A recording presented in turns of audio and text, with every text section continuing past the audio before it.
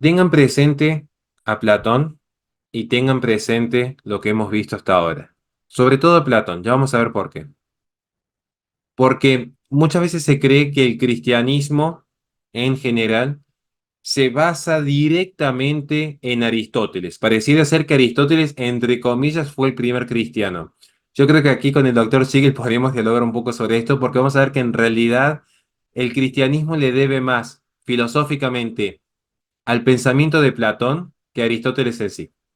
Ya vamos a llegar a ese punto. Pasa que es muy difícil porque a veces en las redes sociales se habla de el pensamiento aristotélico, tomista, y no es tan así. Si uno realmente investiga un poco, se va a dar cuenta que el proceso histórico no es tan reduccionista como se presenta a veces, quizá por manera didáctica. Bueno, eh, empezamos con San Agustín. Esta primera frase la quise poner porque creo que es lo que marca toda su filosofía, que es la más compleja de San Agustín. Porque nos dice, nos hiciste Señor para ti y nuestro corazón está inquieto hasta que descanse en ti. Acá hay dos cuestiones que son complejas de entender. Por eso quise arrancar con una pequeña frase de San Agustín.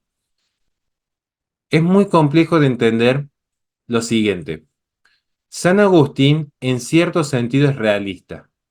En cierto sentido es realista.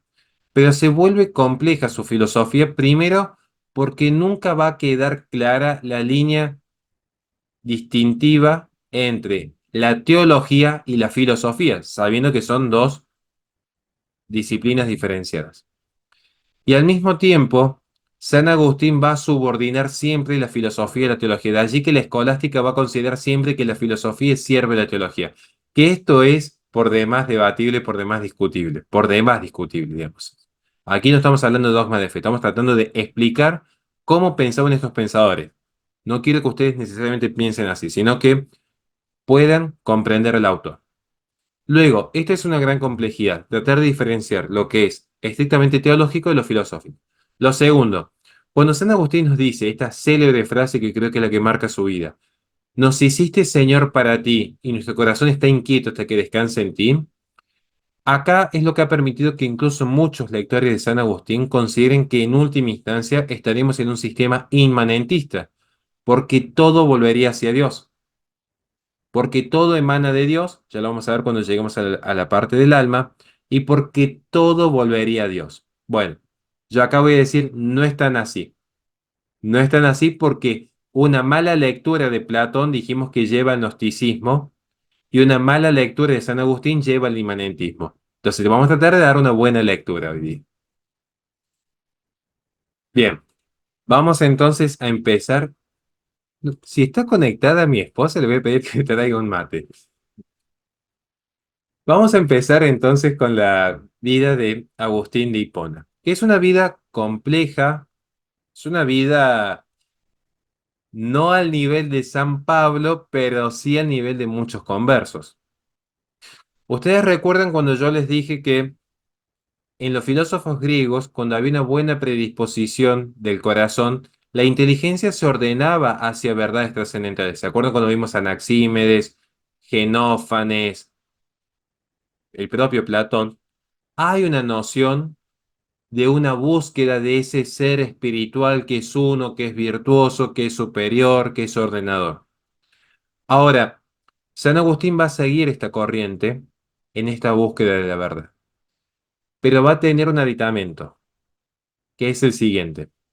Él va a contar con la verdad revelada en un determinado momento de su vida. Aquí el concepto de revelación va a ser fundamental, sobre todo si queremos entender a Agustín de Hipona. Agu- Aurelio Agustín, ese es su verdadero nombre, para quien no lo sepa. Aurelio Agustín vivió principalmente en el siglo IV, digamos, aunque va a fallecer en el siglo V. Fue educado principalmente en retórica. Él llega a ejercer como docente de retórica, de allí mi pasión por San Agustín, porque yo empecé dando clases de retórica. Eh, y como muchos filósofos, y esto lo hemos aclarado cuando vimos a los griegos, como muchos filósofos, su vida está marcada por los viajes del descubrimiento.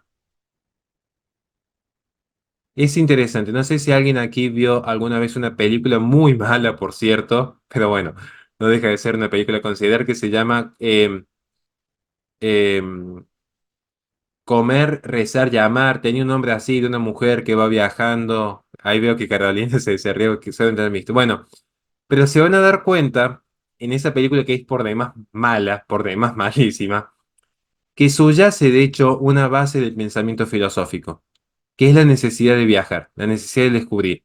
El buen filósofo sabe que uno no crea la verdad, uno la descubre, la lleva a la palabra contemplación, quiere ingresar al templo, a observar la naturaleza. Es más, un buen cristiano no crea la verdad de Dios, la va descubriendo en la lectura bíblica, en la lectura de la patrística, en la lectura de la tradición, uno va descubriendo. Entonces, em, hay una particularidad de la vida de San Agustín. Sé que acá hay hermanos que son evangélicos, espero que no lo tomen a mal que yo hablo de San Agustín porque así lo tengo incorporado a mi léxico, digamos, pero eh, aclarado esto, la vida de San Agustín es muy particular. Él es hijo de Santa Mónica, que había intentado educarlo en el cristianismo y sin embargo, él en Cartago, Agustín en Cartago, va a llevar una vida un poquito más laxa, disipada, y cuidando el lenguaje. O sea, no va a llevar una vida particularmente cristiana. Esto ya nos deja una primera enseñanza en términos de filosofía. A veces los frutos caen un poquito lejos del árbol. Sea, y más cuando hablamos de temas de fe.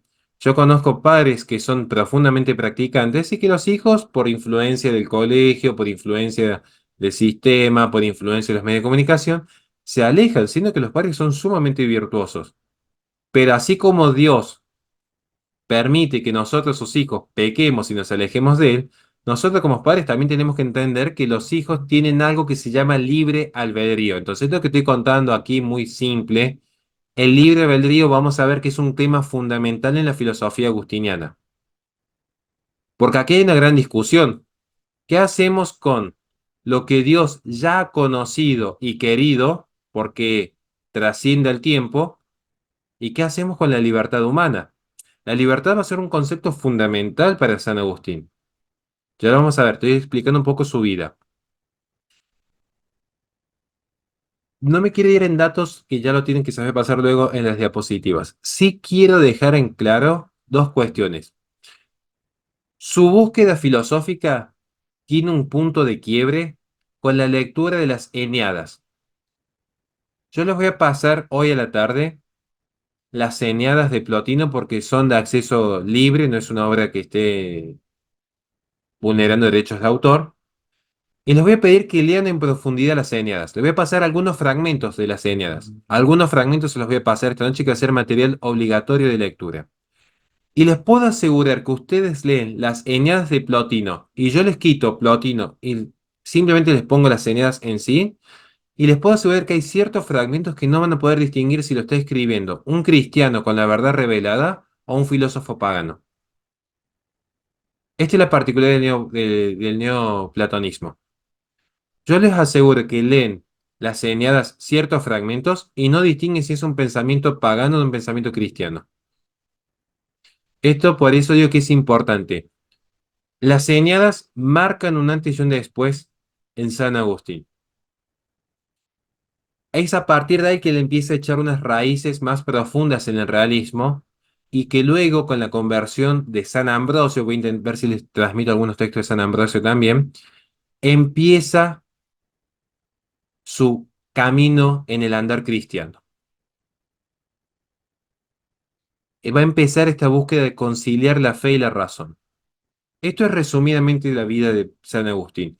Alguien que empezó en una vida disipada, en una vida del mundo, en un momento dado empieza a buscar una verdad que lo asiente. Primero le va a encontrar el maniqueísmo, porque él empieza a darse cuenta, si han leído Confesiones, no sé si alguien leyó el libro que les pasé de Confesiones. Esto está en los primeros capítulos. Él empieza en ese camino, cuando lo podemos ver en Confesiones, a darse cuenta que había algo que lo mantenía inquieto en su corazón. Y en esa inquietud percibe que no hay nada en el mundo material que lo satisfaga y empieza la búsqueda espiritual. Es allí donde va a ingresar a lo que es la secta de los maniqueístas. El maniqueísmo le puedo asegurar que fue una de las religiones más perseguidas de la historia. Con honor a la verdad, no estoy acá queriendo defender el maniqueísmo ni victimizarlo. Estoy diciendo, objetivamente, el maniqueísmo fue una de las sectas, y podríamos decir religión, porque hay una discusión respecto a si fue secta o no, eso no quiero entrar en ese debate ahora. Fue de las religiones más perseguidas que hubo en ese momento en el mundo, pero terriblemente perseguida. Él va a tomar contacto con uno de los obispos más importantes y que de hecho era un gran orador, y es ahí cuando ingresa al maniqueísmo. La gran inquietud de San Agustín va a ser siempre y hasta el final de su vida tratar de comprender el mal, que es con lo que vamos a terminar esta clase, con el problema del mal. Así que vayan siempre preparando para algunas preguntas trampas que les voy a ir haciendo. Contextos, rápidamente, no me quiero detener mucho porque quiero que entremos a lo que más nos gusta, que es la filosofía.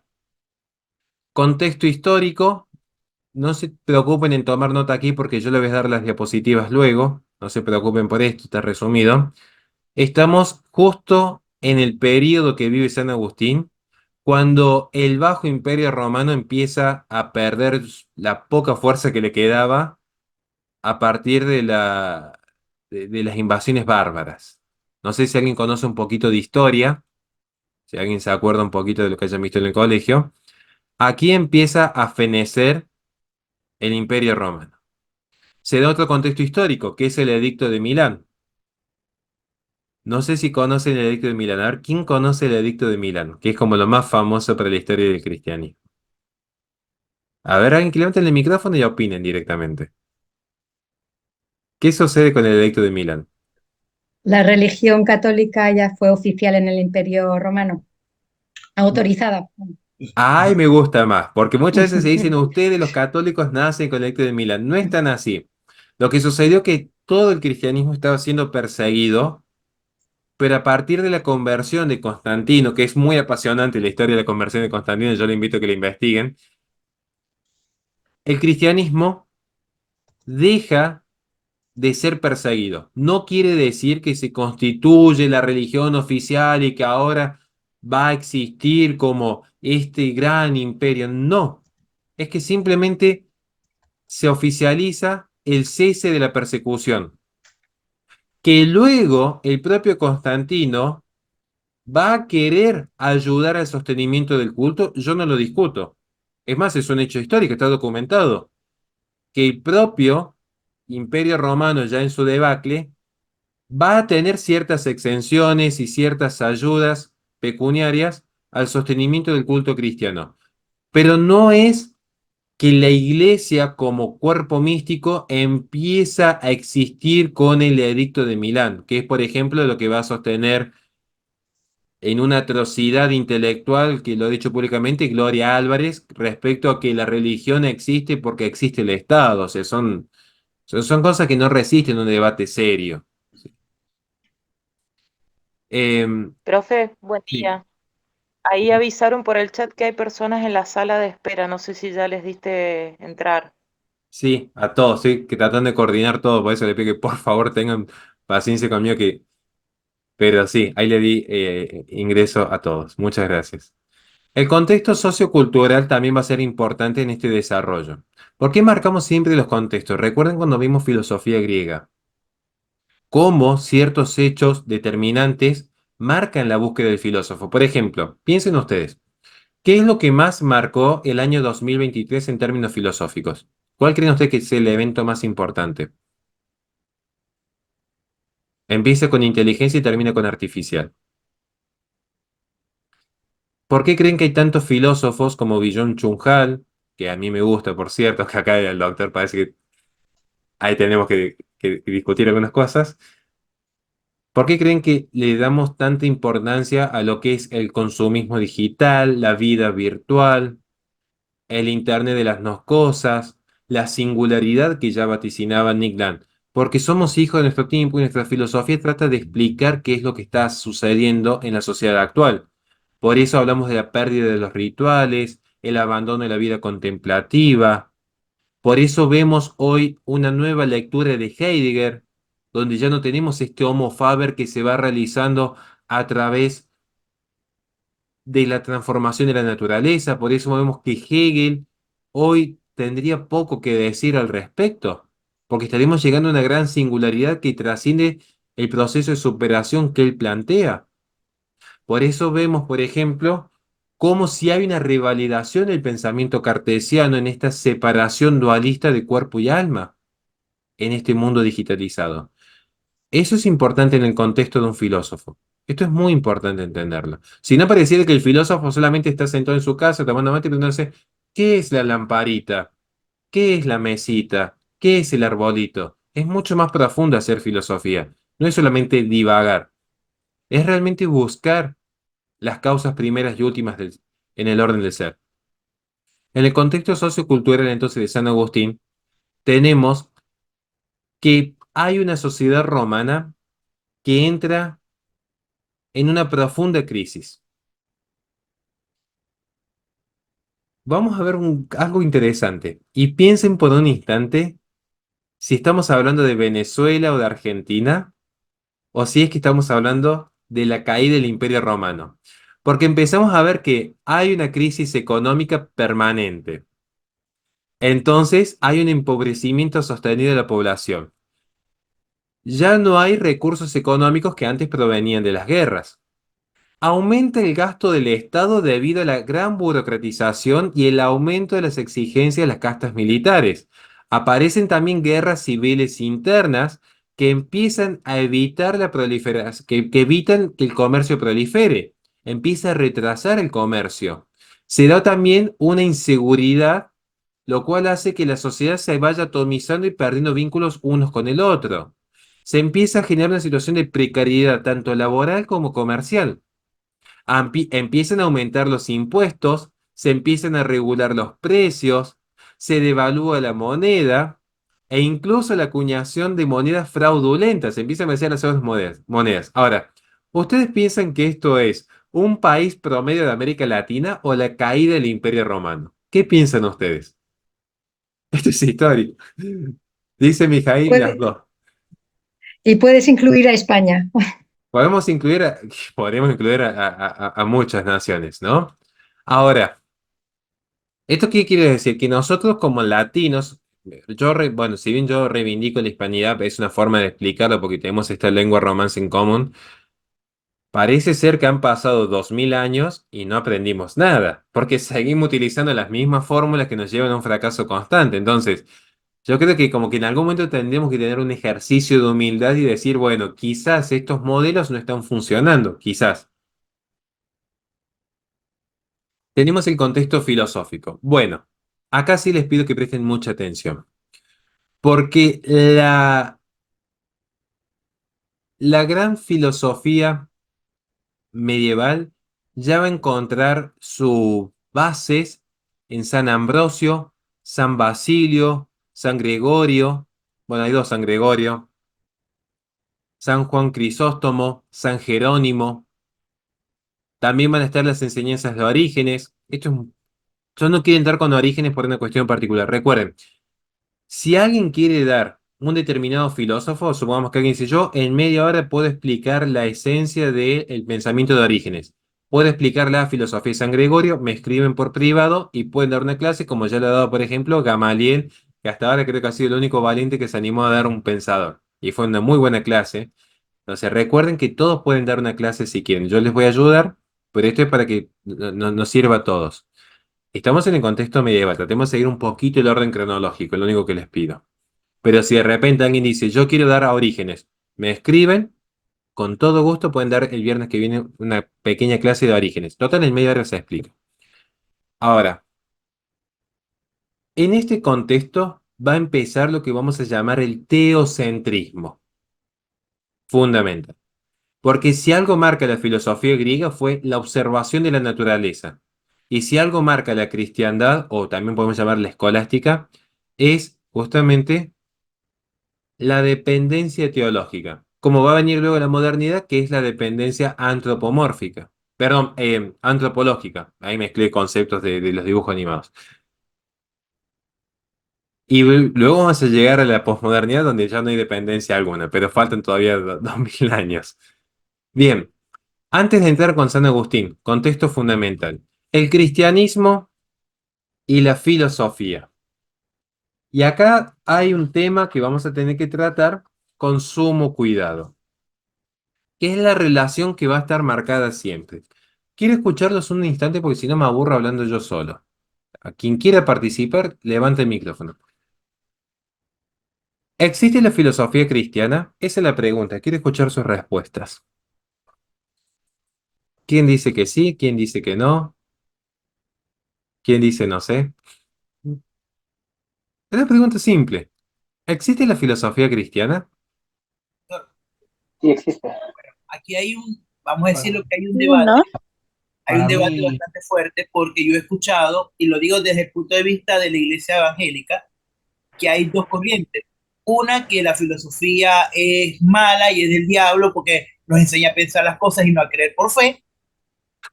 Y el otro, en el que toma la filosofía a partir del teocentrismo y enseñando que Dios es el origen de todo. Entonces aquí yo creo que sí puede haber filosofía cristiana, pero estoy hablando de las dos corrientes que conozco. para mí no, profe. Están divididos ahí. Sí. ¿Quién dice que no? Que no existe la Yo, filosofía cristiana. para mí. ¿Por qué no, querido amigo? Porque considero que la filosofía por sí misma eh, trata de buscar soluciones más allá de lo que es la parte de la religión, a todo lo que es la cosmovisión, y a lo sumo el cristianismo, la parte que sería cristiana o la teología, suma cosas que exceden la parte racional que compete a la filosofía. Sería un suplemento para entender la realidad.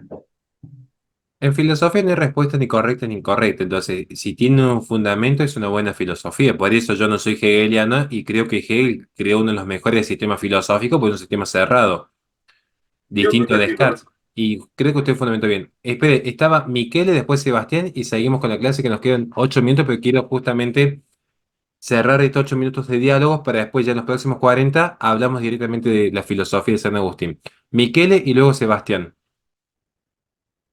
¿Está allí, Michele? Se nos fue Michele. Sebastián, ¿usted qué nos iba a decir? Sí, profe, yo creo que sí, porque mirando a San Pablo, cuando fue a Grecia, a donde fue a Grecia a presentar justamente un aspecto filosófico a, al Dios desconocido. No se puede hablar a gente común, sino se puede hablar a gente que pensaba, a gente que se apreciaba también de mucho conocimiento. Entonces, San Pablo fue a predicar a unos filósofos. Bien, bien. Vamos a recordar la pregunta. Acá tenemos que ver si existe la filosofía cristiana. Michele y luego María.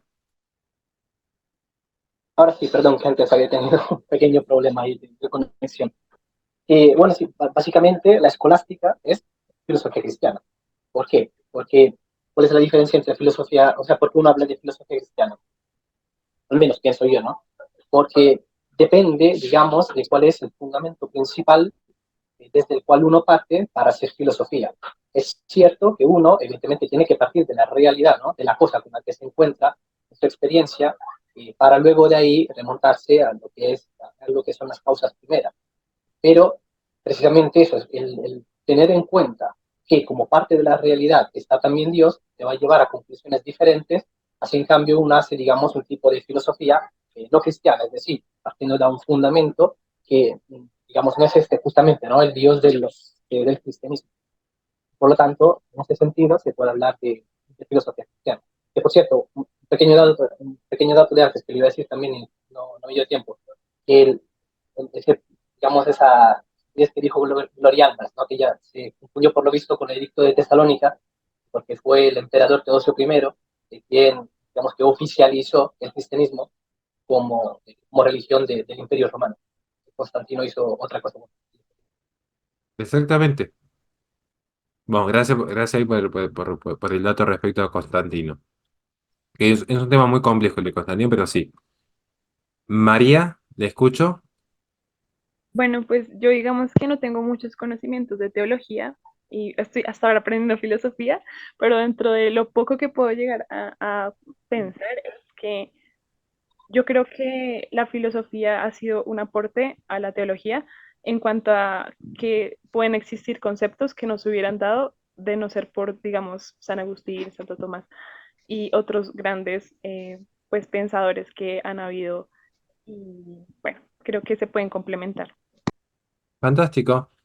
Ya nos quedan 5 minutitos, así que vamos un poquitito más rápido. Fulvio y luego Nahum. Bueno, no, considero que no existe como tal, y la filosofía ocupa un lugar específico, colabora con el cristianismo, sin embargo no se mezcla estrictamente. Y considero que sí es una herramienta, la filosofía, para hacer inteligible algunas verdades reveladas de la fe, pero siempre conservando su lugar de filosofía. Por eso considero que no existe como tal, sigue constituyéndose como una herramienta del intelecto en sí misma, que colabora, que contribuye, pero que no específicamente se puede decir estrictamente cristiana. Sí es cierto que el cristianismo de algún modo, pienso, pone ejes o carriles, qué sé yo, que conducen, digamos, a un razonamiento más pleno, dado que está subordinada, en este caso, a la verdad revelada, pero que estrictamente se mantiene en su eje como tal, como filosofía. Bien, le agradezco. Acá lo importante es fundamental. Nahum, lo escucho. No, más que considerar que si existe o no, tengo una duda. Eh, la filosofía y la teología tienen su propia metodología, entiendo yo. Entonces, con base a eso, no puedo yo relacionar una cosa con la otra. Si bien es cierto que la filosofía nos puede llevar a Dios, pero la metodología en sí, creo que no la puedo yo relacionar con el cristianismo directamente. Bien, me gusta. Recuerden siempre, mis amadísimos no yo, como diría Fichte, mis queridos no yo. Recuerden siempre lo siguiente. Hay una última intervención, porque si no nos quedamos sin tiempo. Josmar, porque si no me quedo sin tiempo. Ahí está la mano levantada de Aló, Josmar. ¿se me Sí, escucha? sí, sí. Ah, hola. Bueno, sí, la filosofía cristiana sí existe, está relacionada con el concepto del Dios creador como tal, y de hecho está dividida en tres periodos: el patrístico, el escolástico y el moderno. Bien. Ya creo que ya sé de dónde proviene esa división. No la comparto yo mucho, pero entiendo, le agradezco. Recuerden siempre, pues ya nos quedan 2 minutos, que primero que vamos a seguir por el mismo link. O sea, termina, les pido por favor que ingresen lo más rápido posible, porque después no puedo estar aceptando gente nuevamente porque perdemos la clase esperando que ingresen todos. Les pido ese pequeño favor. Recuerden siempre, más allá de lo que estamos viendo hoy día, ser atentos a las preguntas. Acá la pregunta no es si existe o no existe teología o vínculo con la filosofía. ¿Existe la filosofía cristiana? Yo pregunto, ¿cristianismo es lo mismo que teología? Por No, ejemplo, ¿un judío podría hacer teología y un musulmán? Ya vamos a ver un poco también de pensadores judíos y pensadores musulmanes en este periodo medieval. Lo vamos a ver, quédense tranquilos que no vamos a ver solamente santos. Vamos a ver todo. Esto es importante. Quedaría mal que yo no dé mi respuesta. Pues es muy fácil decirle, yo sé que algunos piensan que es cierto, piensan que no. Yo voy a dar mi humilde posición. No sé si está el doctor Siegel ahí que también nos podría dar su postura. Yo les pregunto a ustedes, ¿existen los animales? ¿Yo soy igual que un perro? Porque ¿qué sería yo?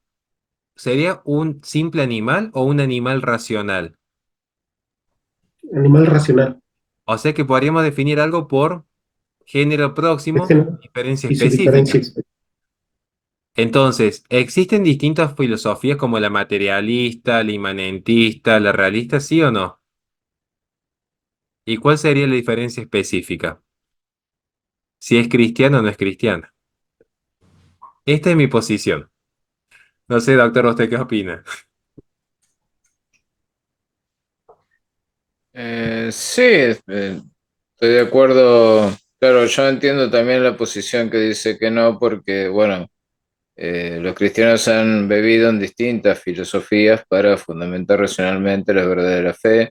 Y hay un aspecto de revelación que no se puede reducir a un estudio filosófico, ¿no? A medida que la filosofía es el estudio racional, basado en el logos, ¿no?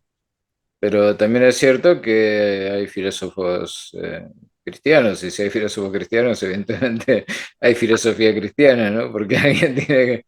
El producto de ellos es eso, ¿no? Una filosofía basada en cierto dogma de fe que no se pueden cuestionar, pero que avanza. ¿Qué sucede en la relación entre la razón y la fe? En San Agustín nunca va a haber una distinción clara y tajante entre lo que es estrictamente la razón y lo que es estrictamente la fe. No van a encontrar en sus obras una sistematización como sí se puede encontrar, por ejemplo, en Santo Tomás de Aquino, quien metódicamente sí toma elementos aristotélicos. Metódicamente. Alguien de acá, si ha leído Aristóteles, y espero que sí, van a ver que Aristóteles es muy metódico en su desarrollo teórico. Aristóteles escribe física, concepto, desarrollo. Ética, desarrollo, concepto. Sobre el alma, sobre el estado, sobre la ética, desarrolla. En cambio, Platón, no. ¿Cómo escribía Platón? En diálogos.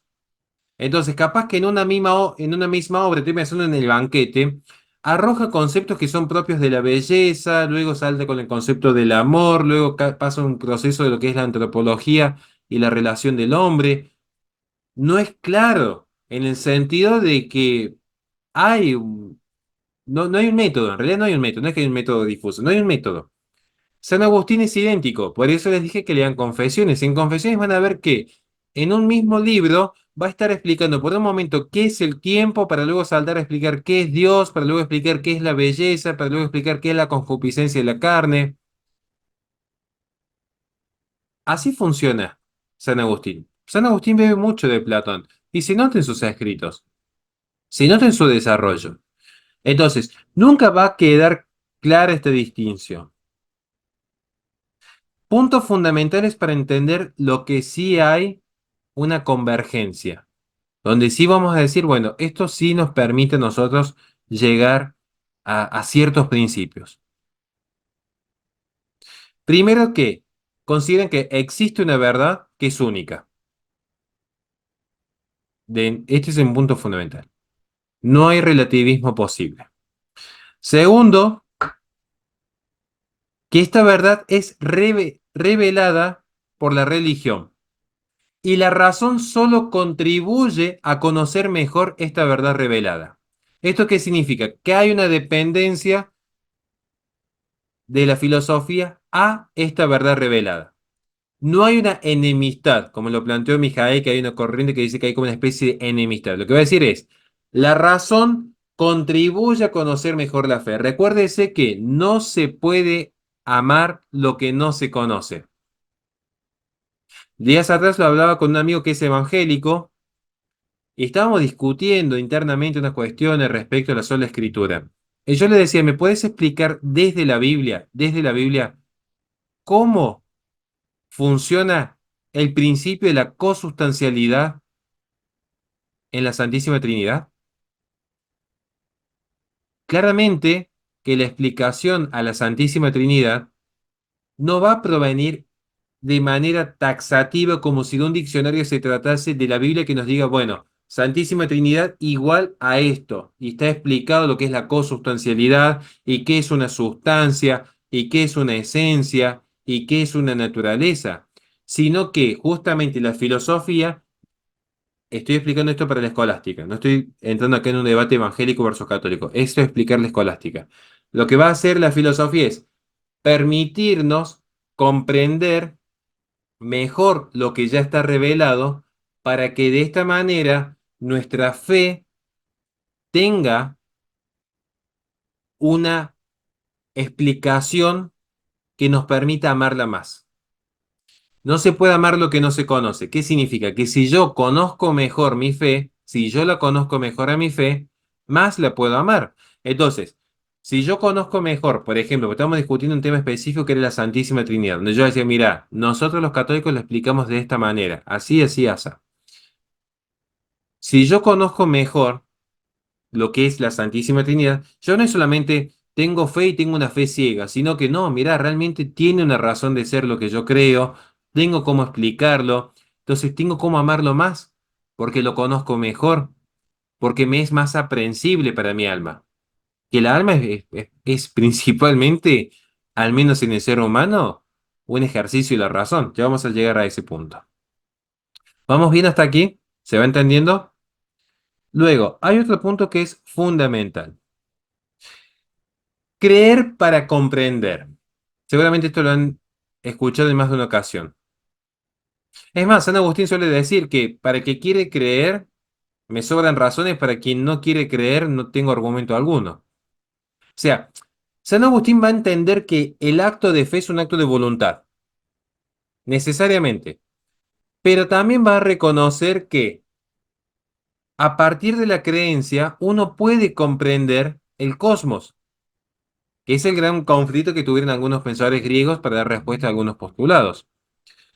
Entonces, hay un predominio de la fe.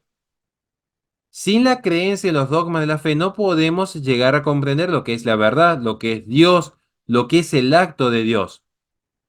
Entonces la razón pasa a ser un instrumento de aclaración de la fe. La razón es donde se va a apoyar instrumentalmente la fe, pero va a haber una subordinación. Y esta vinculación profunda entre la fe y la razón va a ser lo que caracteriza lo que consideramos a algunos la filosofía cristiana. Es lo que nosotros consideramos la filosofía cristiana. ¿Por qué? Porque hay una filosofía como género, pero la diferencia específica, ¿cuál es? El cristianismo, que es que el fundamento es la fe. Esto digo, es nuestra postura. Ustedes tienen la libertad en ese sentido. ¿Qué es lo más interesante que nos va a aportar esta relación entre la filosofía cristiana y el mundo que nos hace hoy? Primero, el concepto de verdad, que es una. Que la verdad es una y se descubre, no se crea. Segundo, lo que es el bien. El bien objetivo, el bien ontológico, el bien trascendental. Tercero, el concepto de participación. Yo le dije que el cristianismo, mal que le pese a algunos, bebe más de Platón que de Aristóteles. Pero hay muchos que todavía no están dispuestos a este debate, digamos, ¿no? Porque el concepto de participación es estrictamente platónico.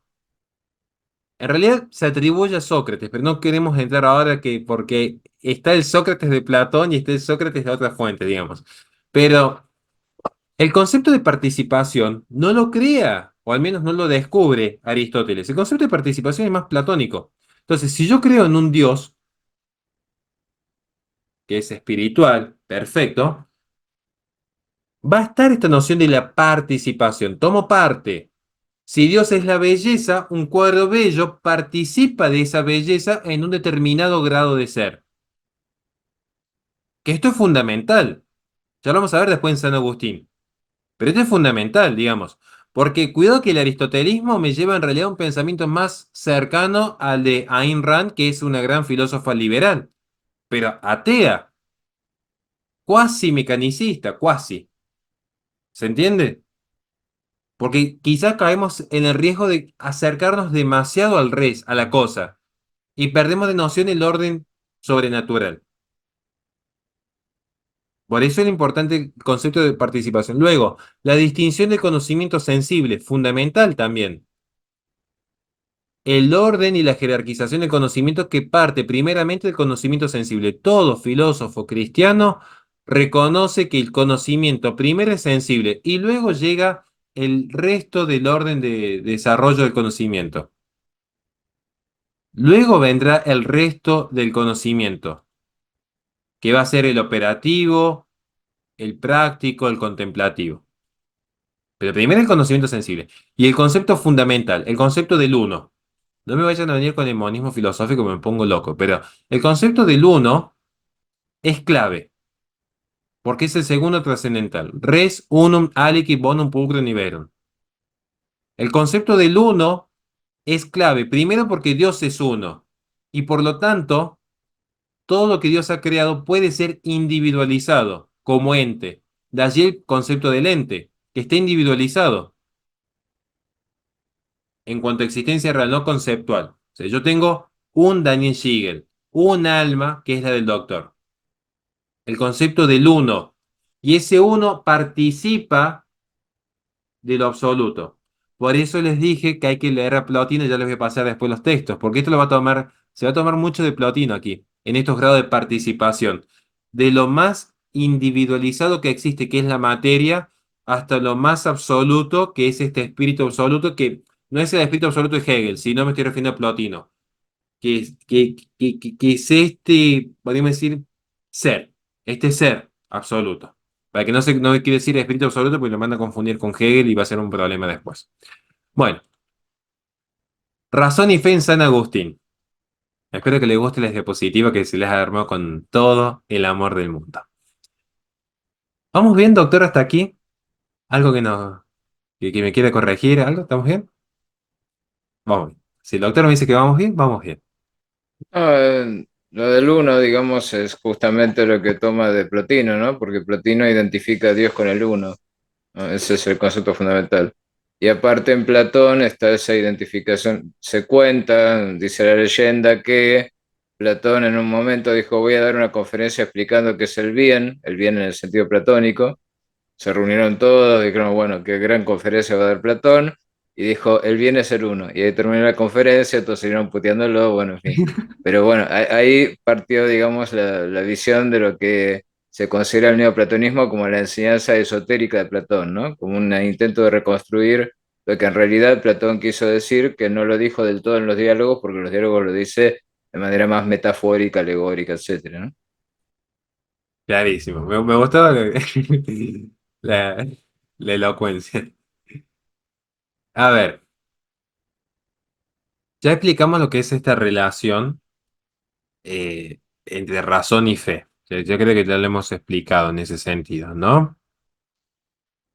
¿Qué es lo que nos interesa rescatar aquí? Que vamos a tener primero lo que es la dependencia de la filosofía respecto a la teología. Entonces, ¿por qué se toma esta noción? Recuérdense que para San Agustín hay una preocupación muy grande. ¿Cuál es? A ver quién leyó aquí Confesiones. Quiero que escucharlos para darme cuenta si lo han leído y comprendido.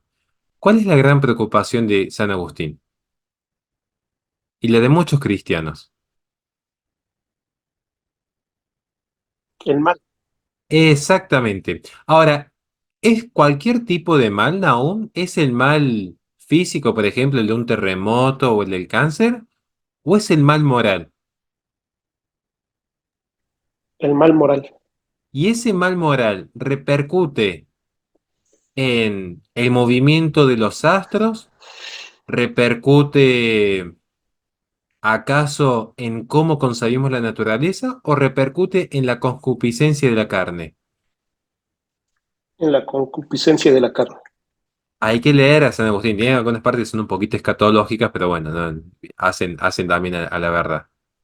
Ahora, si tenemos un mal moral que repercute en la concupiscencia de la carne y repercute en nuestra naturaleza, Nahum, según San Agustín, ¿podemos fiarnos estrictamente del conocimiento sensible, aquello que es aprendido por nuestros sentidos, o deberíamos ser un poco más escépticos de lo que percibimos materialmente? Ahí tenemos que ser más escépticos. Exactamente. Por eso, ya lo vamos a ver después, cuando veamos los grados de conocimiento, es que la razón tiene una particularidad en San Agustín, que la razón está desdoblada en su actividad inferior y en su actividad superior. Ya vamos a llegar a eso. Entonces, Lo que nos va a explicar aquí, justamente, no sé si hay una pregunta o no. Levanten el micrófono si hay preguntas, por favor. Porque no puedo ver todo al mismo tiempo. Estoy con los apuntes aquí. Lo que nos van a explicar aquí entonces es que finalmente la comprensión racional en la fe es una forma que tiene el hombre para llegar a un entendimiento más acabado de su credo. Primero existe el credo, pero para creer de manera más acabada y perfecta se requiere de la asistencia de la razón. Y esto es el punto, creo, más interesante en este apartado. ¿Por qué es importante esto? Vamos a ver lo siguiente, para antes de pasar, porque creo que esto quizás le pueda interesar a alguien o le pueda servir. Si hay preguntas, por favor, levanten el micrófono directamente. Se los recontra agradecería que me ayuden con eso. Sí, profe. Porque, sí. Hay una mano levantada. Sí, Sí.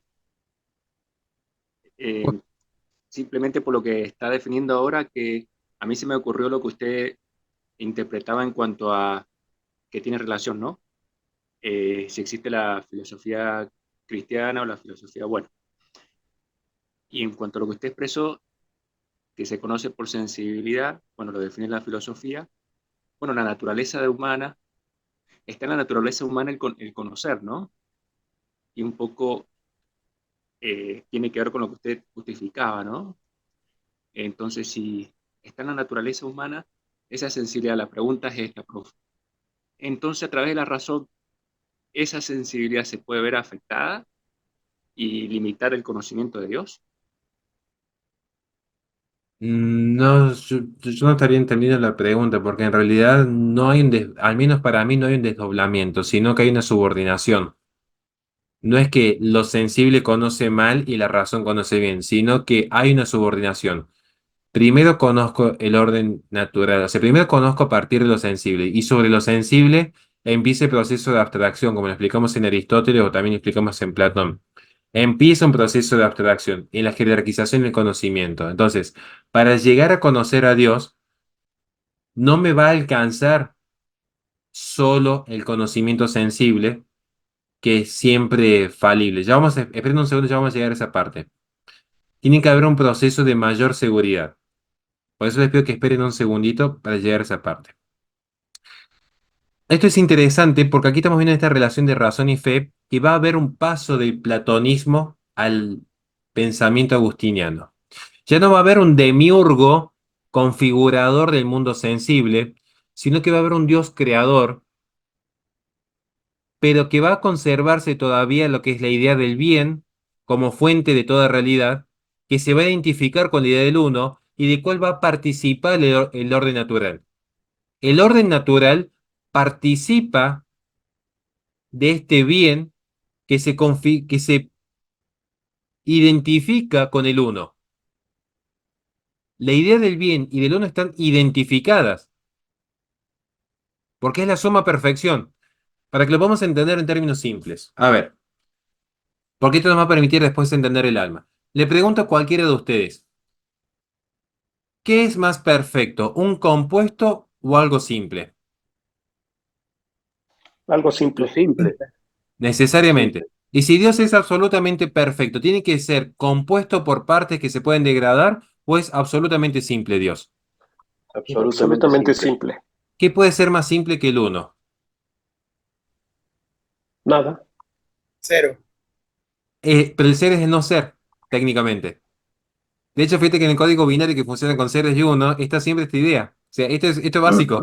O sea, esto para que incluso lo puedan relacionar con otros puntos. El otro día lo explicaba me invitaron a una sesión de preguntas y respuestas un amigo, y alguien preguntó, de hecho, ¿por qué yo dije que Dios en cierto sentido está en el infierno? Porque si Dios no amase las almas condenadas, incluso sus criaturas, primero que se estaría contradiciendo. Supongamos, si yo fuese Dios, creo algo a un ángel, el ángel se me revela, entonces yo al ángel no lo amo más. Quiere decir que yo me arrepentí, que yo cambié. Eso no sería propio de Dios. Si yo cambio, si Dios cambia, no es propio de Dios, porque es un Dios que se arrepiente, que se equivoca. Entonces, lo que Dios es siempre. Y lo que Dios quiere, lo quiere siempre. No hay cambio. Entonces Dios no puede dejar de amar ni al alma condenada ni a los ángeles caídos. Por eso no les quite el acto de ser, porque es propio de Dios el ser. Y es propio de lo que participa en Dios ontológicamente el ser. Por eso los ángeles caídos y las almas condenadas siguen siendo, siguen ejerciendo el acto de ser. Y ese acto de ser es sostenido en Dios. Entonces, lo que hay es un menor grado de participación. Hay un menor grado de participación. Pero no les quite el acto de ser. ¿Se entiende la importancia? ¿Por qué? Porque si algo no fuese, recuerden que vimos en Parménides, sería nada. Pero sobre la nada no hay predicamentos. Entonces, muchas veces dicen, ¿qué es lo contrario a Dios? Muchos dicen Lucifer, Moloch, Balak. No, eso es lo contrario a San Miguel Arcángel, a San Rafael y a San Gabriel, que son criaturas. ¿Qué es lo contrario a San Miguel Arcángel? Bueno, los Luzbel, porque son criaturas, pero con distintos grados e intensidad de ser. ¿Qué es lo contrario a Dios, que es el ser? La nada. Recuerden la película La historia sin fin. La nada. Eso es lo contrario al ser. El no ser. ¿Qué es lo más contradictorio del ser? El no ser. Ahora, Luzbel, ¿es o no es? ¿Existe o no existe? Si alguien me dice que existe, entonces ya no es un contradictorio directo en términos de lógica de Dios. Sí lo puede ser de un ángel en la gloria. Un alma condenada, que es lo más contrario, y un santo que está en presencia de Dios. Pero no es que el alma condenada es el contradictorio absoluto de Dios, porque no podemos comparar creador con criatura. Bueno, perdón por el panel, me pongo efusivo con este tema cuando lo explico, pero bueno, me acordé justo. Estamos viendo la influencia que ha tenido justamente aquí el pensamiento platónico, en estos grados de participación, que son importantes. Profesor, Sí. no, perdón, disculpe, me quedé tildado con el tema del ser en el caso de las almas condenadas o de los ángeles caídos. Por el hecho de tener participación, aunque sea menor en el ser, es aplicable a ellos los trascendentales del ser, ¿verdad? Sí, pero pasa que es muy complejo, porque el día que yo diga que participan del bonum, del verum, del pulcrum, van a decir qué puede tener de bueno, bello, verdadero, por ejemplo, un demonio. El tema que acá hay que saber diferenciar lo que son los trascendentales del ser, en tanto ontológicos como criaturas de Dios, de lo que son los predicamentos. Que es lo mismo que nos pasa con el arte, digamos. O sea, yo puedo decir, a ver, una obra de arte horrible, horrible, horrible, como que está de moda hoy. Uno diría, es feo, objetivamente feo. Ahora, no, pero no se supone que tiene un grado de belleza porque es un ente. Sí, pero una cosa es el grado de belleza ontológico y otro caso distinto es el grado de belleza predicamental, que no es lo mismo el predicamento que la ontología. No sé si me doy a entender o no. Clarísimo, Bien, clarísimo. hay una pregunta ahí y seguimos con esto. Profe, Profesor, Y mi esposa que me trajo el mate, una genia. quiero dar un ejemplo y me disculpan si suena infantil, pero no sé si vieron Dragon Ball Super, que es la saga de Dragon Ball donde aparecen los dioses. Hay un poder especial que solamente tienen los dioses de la destrucción, que es eliminar al ser por completo. O sea, en otras palabras, cuando alguien muere en Dragon Ball se va al paraíso, pero cuando el dios de la destrucción te toca, te quita el acto de ser y desaparece de cualquier realidad, como si nunca hubiese existido. Entonces, si Dios no te amara, te aplicara el poder que tiene el dios de la destrucción de Dragon Ball y desapareces de toda realidad. Pero como él todavía ama inclusive al mismo Satanás, no lo hace. Es Fíjate, lo que tengo, es el sí, ejemplo que yo puedo darle. fíjense ustedes que en ese sentido, pues esto es un tema que también esto es un tema que preocupa mucho a San Agustín, que es, vean lo que es la profundidad de lo que estamos hablando aquí, que Luzbel no le puede arrebatar almas a Dios, en el sentido que no puede interferir en el libre albedrío de cada persona, puede tentar, pero no las puede aniquilar.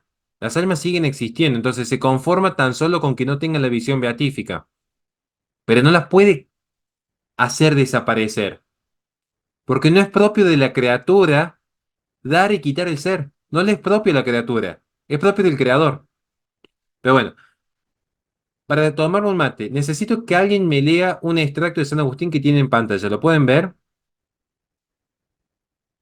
¿Quién puede ser el valiente que me ayude a leer esto y explicarlo? Bueno, alguien que lo lea. Profe, no se ve porque está usted en la pantallita, disculpe. Ah, bueno, lo leo yo entonces. No se preocupen. No se preocupen. Lo vamos a leer. Yo lo puedo leer. Ah, bueno, sé que lo puede leer, que lo lea. Nadie es arrojado de la verdad, que no sea acogido por alguna imagen de la misma. Indaga qué es lo que en el placer corporal cautiva.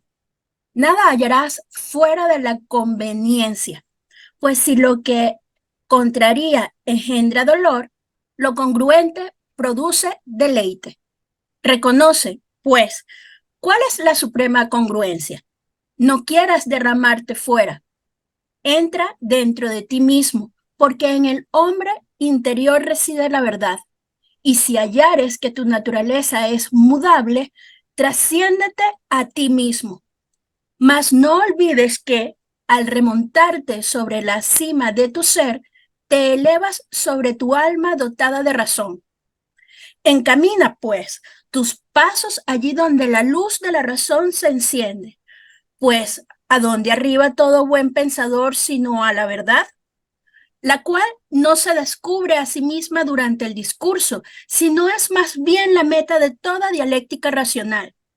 Mírala como la armonía superior posible y vive en conformidad con ella. Confianza que tú no eres la verdad, pues ella no se busca a sí misma.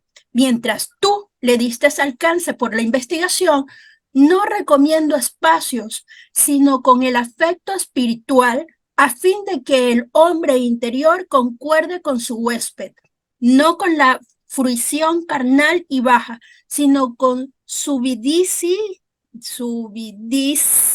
Dios mío, subidísimo deleite espiritual. Bien. Creo que es bastante claro lo que aquí San Agustín nos expone, creo que se logra entender. ¿Qué creen que está diciendo aquí San Agustín? Porque hay un momento que parece que hace una apelación a la inmanencia, luego a la trascendencia. ¿Qué pueden captar ustedes de San Agustín ahora que vamos a ingresar a lo que es la teoría del conocimiento agustiniano? Pues tiene una prosa que yo la envidio, o sea, yo sé que la envidia es pecado, pero es el nivel, eso quiero remarcarlo entre paréntesis. Eh, con todo el respeto digo para los que somos católicos, trato de ser muy respetuoso en ese sentido. Pero para nosotros los que somos católicos, que vemos en la santidad una particularidad, se nota. La persona que es santa se nota en sus frutos. Y este don de la inteligencia y este don de la sabiduría que está demostrando San Agustín es impresionante, porque acá se nota que ya estaba en, en la cúspide de su santidad. Es notorio por cómo escribe, que es cuando ya empieza a tomar distancia del mundo material. No sé si logran ver que en este texto San Agustín está diciendo algo muy claro. Primero, la verdad no se crea en uno la descubre. La verdad no viene a uno tiene que ir a la verdad. ¿Cuál es la verdad última? La causa Dios. primera del ser. Dios. Y Dios, Dios, exactamente. Ahora, ¿es el padre que salió a buscar al hijo o el hijo pródigo que dijo debo volver a la casa del padre? Y el padre lo estaba esperando. Esto para reflexionar, más allá que está también la parábola de la oveja perdida, pero es la libertad del hombre en su voluntad la que debe querer conocer la verdad. Por eso es que es muy complejo el tema del entendimiento y el pensamiento.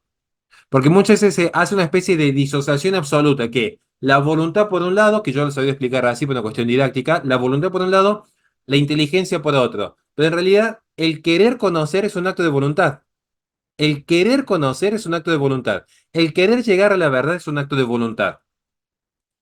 Entonces, aquí lo que se nos está diciendo es, cuando se habla de esta búsqueda de la verdad en el interior, no es una apelación al inmanentismo, sino que se trasciende a ti mismo. Es, no busques esta verdad última en el mundo material, en el mundo externo, sino en lo más íntimo que tiene el ser humano, que es el alma, porque el alma está participando en lo que Dios ha querido. Porque hay cuestiones que no van a llegar a nuestro intelecto por el conocimiento sensible. No va, por más montañas y ríos que yo mire, no es la vista la que me va a llevar a Dios, sino cuando yo realmente pueda interiormente reflexionar y pensar, ¿quién ha creado todo esto? Es para entenderlo en términos simples. ¿Vamos bien hasta aquí? Sí, ¿Vamos bien? Perfecto. Muchas gracias, Yomar, por la... No Una sé si hay una consulta. pregunta ahí. El problema del mal en San Agustín, es poca respuesta la que usted dijo, y quiero saber si es suya, que es disminución de Dios. ¿Es poca Ya vamos respuesta, a, profe? ya vamos a llegar al mal. Espérenme un segundito. Tengo preparado que es con lo que quiero cerrar la clase el problema. Paciencia, por favor. Paciencia. Que ya te daba prevista esa pregunta. Ahora, yo tengo que hacer el conocimiento, porque ¿cómo puedo hablar del bien y del mal si no puedo conocer qué es el bien y qué es el mal? Entonces, todo tiene como un orden, como hemos armado la clase hoy, tiene un orden, pensando en esto, digamos, para llegar al problema del mal. Que no importa si hoy no terminamos, nos quedan 8 minutos más de clase, seguimos a 30 minutitos más si pueden, y si no llegamos a ver todo, no importa. Seguimos en la clase que viene. Conocimiento. ¿Cómo puedo razonablemente dudar de mi existencia aún suponiendo que todos mis juicios estuvieran siempre equivocados? A ver la respuesta. Quiero escucharlo, por ejemplo, a quien quiera. Quien quiera participar. Que respondan esta pregunta. ¿Puedo dudar razonablemente de mi existencia aún cuando supongo que todos mis sentidos están equivocados? Sí. ¿Puedes dudar de su existencia? No, no. Yo creo que fue San Agustín, si no me equivoco, el primero que postuló, no como un principio filosófico como el caso cartesiano, el pienso luego existo. Es un principio, es evidente, no se puede dudar. Exactamente. Sí, puedo dudar de mi existencia si no me habita esa presencia de que habla San Agustín. ¿Puede ser? Verme en el automatismo de lo corporal. Esto para que lo piensen, yo creo que la respuesta es, ¿puedo o no puedo dudar razonablemente? O sea, yo puedo decir, sí, yo dudo de que existe. No, pero ¿tiene razón? Aun cuando yo dijese, todos mis sentidos están equivocados. Todos mis sentidos están equivocados. No es tan fácil la respuesta, ya anticipo. Yo sé que yo tengo mi posición, si no, no sería cristiano, pero más allá de eso, más allá de eso. No es tan simple. No es tan simple la respuesta. Les hago una pregunta a ustedes. Compleja. Esto es una pregunta compleja para que la investiguen. Tienen una semana para investigarlo. Se lo voy a decir a Lisandra, a Naum, a Carolina Sánchez, a Héctor Mercado. Tómense una semana que les voy a preguntar pregunta de examen la semana que viene. Supongamos que una persona nace ciega, sordomuda, sin tacto, sin oído, sin nada. Fallan los 5 sentidos. Me van siguiendo el ejemplo. Una persona nace sin los 5 sentidos. Externos. Puede tener sentidos internos, como la imaginación, todo eso, pero que dependen de los sentidos externos, son última instancia. La imaginación, la memoria, el sensorio común, la estimativa, dependen de los sentidos externos. Nace sin los 5 sentidos externos. Esa persona que nació sin los 5 sentidos, ¿podría desarrollar conciencia de sí? Porque el acto de dudar implica un acto de conciencia, de hecho. ¿Qué piensa, doctor? Son- son- ¿Yo? son- Pero el problema es que puede haber pensamiento sin lenguaje, o sea, ¿y cómo adquirir ese lenguaje si no hay primero un conocimiento sensible, aunque sea mínimamente, ¿no? Pensaba en el caso de Helen Keller, que aprendió un lenguaje, pero en un lenguaje táctil, tenía tacto, o sea, este ya es un ejemplo más extremo todavía, sin tacto, sin ni siquiera tacto, es muy difícil, Es una por pregunta, por es una pregunta conocimiento trampa. difuso en el alma, podría ser. Porque sería casi como hacer un alma sin cuerpo, ¿no? Porque al no sentir su propio cuerpo, no. Es un caso extremo, pero digo porque esto, ¿por qué lo planteo ahora? estamos hablando de San Agustín, me dije, me gusta relacionarlo con distintos autores. Porque cuando lleguemos, por ejemplo, a estudiar a John Locke, esto lo tienen que tener claro, que es conocimiento sensible. No crean que los empiristas y los materialistas fueron unos trasnochados que simplemente renegaron de Dios, porque fueron unos trasnochados que renegaron de Dios, pero que igualmente tenían un fundamento en su razón de ser, digamos. O sea, el empirismo no es que simplemente quiso renegar de Dios, es mucho más complejo. Es decir, ¿cómo llegamos a realmente conocer? ¿Dónde está el fundamento de la verdad? Esta es la gran cuestión. Bueno, sigamos con San Agustín. Nos quedan 4 minutitos, después seguimos por el mismo link. Terminamos con lo que es el conocimiento. ¿Qué sucede con el conocimiento? El conocimiento tiene 3 grados en San Agustín. Primero está el conocimiento sensible, el grado más bajo. ¿Por qué es el grado más bajo? Porque los sentidos son instrumentos a la razón, como la razón es un instrumento de la fe. Este es el orden. Entonces, los sentidos operan sobre el mundo material, pero el mundo material solamente genera doxa. ¿Saben cuál es la diferencia entre doxa y episteme, no? Doxa sería la opinión, lo que no tiene fundamento. ¿Por qué? Porque el mundo material es mutable, cambia. Entonces no hay ninguna una verdad trascendente. Les pregunto a ustedes, ¿lo que es verdad siempre o es relativo? Siempre. Lo que es verdad Siempre. siempre. Si la verdad es verdad siempre, quiere decir que esta verdad no se puede amparar en lo que es naturalmente mutable como la materia, porque estaría cambiando la verdad. Entonces no habría permanencia de ser en términos de Parménides. Por eso él va a decir que el grado más bajo de conocimiento es el sensible, que es el que primero se descarta. Van a ver que San Agustín por momento pareciera que tiene una cercanía con Descartes. Pareciera. Pero hay un sinfín, hay un salto, pero miren, es como la diferencia que puede haber entre el doctor Daniel Siegel y yo. O sea, hay una diferencia impresionante, pero pareciera que hay un intento de acercamiento. Luego tenemos el segundo grado de conocimiento, que es el conocimiento racional de actividad inferior, que es aquel que reconoce un conocimiento universal y necesario, pero que opera en la realidad temporal. Lo que se llama ciencia, por ejemplo, las matemáticas. Las matemáticas operan en el plano temporal y son universales y necesarias, que de hecho el otro día cuando analizamos con nuestro amigo Rigoberto, que es un hermano evangélico, que había tenido un debate sobre la existencia de Dios, veíamos este elemento, digamos. Tiene su complejidad, digamos, porque apelar a la existencia de Dios a partir de ciertos postulados matemáticos o de orden, nos lleva a un platonismo que no necesariamente implica reconocer un Dios creador. ¿Se entiende? ¿Vamos bien? Profe, Sí. bueno, a ver, la música estaría dentro de este conocimiento inferior, digamos, también. Este conocimiento estaría al medio. El conocimiento, por ejemplo, de la lógica o las matemáticas. Pongan aquí en el segundo grado lógico-matemática, que es conocimiento universal y necesario. Ahora, el conocimiento racional de actividad superior, digamos, lo más copado, lo más buena onda, sería, en San Agustín, la sabiduría, que es el auténtico conocimiento filosófico, donde hay verdades universales y necesarias atemporales, verdades eternas, que es la verdad de Dios, que es el conocimiento más elevado que hay, al cual el hombre está llamado. Recuérdese que para Santo Tomás de Aquino, el don más amado por Dios es la inteligencia. Por eso nos dota de inteligencia, porque nos hace a imagen y semejanza de él. No hay que menospreciar la inteligencia. Hoy se romantiza mucho esta idea de la fe de los sencillos y esta suerte de culto al pobrismo, no solamente material, sino el pobrismo intelectual. De tenés que creer porque sí. No, no, al contrario, Dios nos hizo inteligente por algo, entonces no menospreciemos los dones que Dios nos dio. O sea, esto lo digo porque he visto algunas cosas que a mí me rayan. Encima después te tildan de soberbio por solamente querer explicar desde la filosofía cuestiones trascendentales. O sea, no, gente, créanme que no funciona así. Vayan a leer los escritos de los grandes santos, le dedicaron sus páginas a la filosofía y el entendimiento.